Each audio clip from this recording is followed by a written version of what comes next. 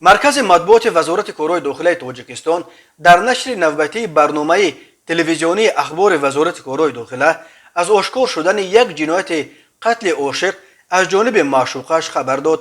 هم مرد و هم جوانزن قاتل عائله دار بودند، ولی یکی پنهانی از شوهر و دومی پنهانی از زن و دو فرزندش دست به زنا زدند که در نهایت مناسبت‌های غیر اخلاقی آنها با کشتار عاشق از دست معشوقه به پایان رسید. بنابراین گزارش ساعت 1:30 شب 15 فوریه از کوچه میر نویه سینا درباره یک جنایت آدمکشی به مقامات خبر رسیده است. تفتیشات معین کرده است که شهروند صابر و دلارام صدرالدینونا سال تولدش 1994 ساکن کوچه میر با وجود آنکه شوهر داشت مدت طولانی با خلف دولتمند قربان علیویچ سال تولدش 1995 ساکن دهه چپای و نویه بلخی مناسبت‌های پنهانی داشته است.